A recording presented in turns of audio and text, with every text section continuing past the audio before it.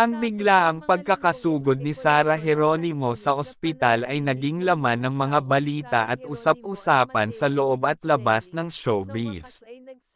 Ayon sa mga ulat, si Sara ay nalaglagan ng anak matapos dumaan sa matinding emosyonal na pagkapagod at stress mula sa patuloy na mga isyu sa kanyang relasyon kay Matteo Guidicelli. Ang malagim na pangyayaring ito ay nag-iwan ng malalim na sugat hindi lamang sa pisikal na aspeto, kundi pati na rin sa emosyonal na kalagayan ni Sara, na noon pa man ay nasasalang na sa mga pagsubok sa kanyang personal na buhay at karera. Ayon sa malapit sa mag-asawa, ang mga alangas-ngas ng kanilang matinding away at ang mga hindi pagkakasundo ay nagsimula noon pang mga nakaraang buwan. May ilang mga saksi ang nagsasabing nakaranas si Sara ng matinding pagkapagod mula sa dami ng mga proyekto at obligasyon sa kanyang trabaho, kasabay ng malalim na krisis sa kanilang relasyon ni Matteo. Ang lahat ng ito ay tila dumagok ng husto sa kanyang emosyonal na estado, at kalaunan ay nauwi sa pagkawala ng kanilang unang anak na inaasahan. Sa gitna ng trahedya, nagbigay ng kanyang pahayag si Matteo Guidicelli, na labis na nag-alala para sa kanyang asawa. Hindi ko sukat akalain na haantong kami sa ganito. Sobrang nasaktan kami ni Sara, at nawalan kami ng aming anak. Hindi ko masisisi si Sara kung bumigay siya sa stress. Mahal ko siya at mahalaga sa akin ang aming pamilya, pero hindi ko rin maitatanggi na nasasaktan ako sa lahat ng nangyari, ani Matteo.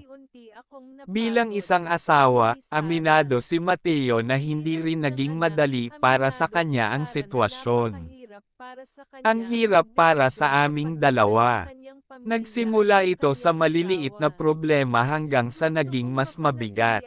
Minsan, hindi mo namamalaya na unti-unti nang binabalot ng stress ang buhay mo. Marami rin kaming hindi napagkasundoan, at lahat ng iyon ay nagdulot ng malaking epekto sa mental at emosyonal na kalagayan namin, dagdag pa ni Matteo. Samantala, nagbigay naman ng reaksyon ang ina ni Sara na si Divine Geronimo, na kilalang protektado ang kanyang anak mula pa noong una. Ayon sa mga ulat, si Divine ay agad umaksyon matapos marinig ang balita at sumugod sa ospital upang samahan si Sara.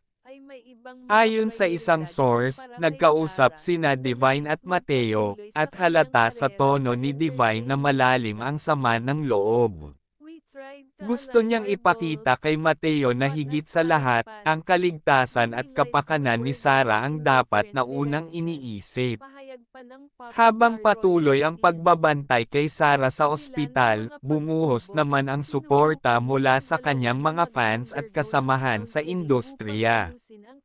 Marami ang nalungkot sa masaklap na balita ng pagkawala ng kanilang anak, at hindi rin maitatanggi na ang mga pangyayaring ito ay nagdulot ng malalim na pagkabahala sa kanilang mga tagahanga. Sa social media, makikita ang mga mensahe ng dasal at pagmamahal para sa mag-asawa.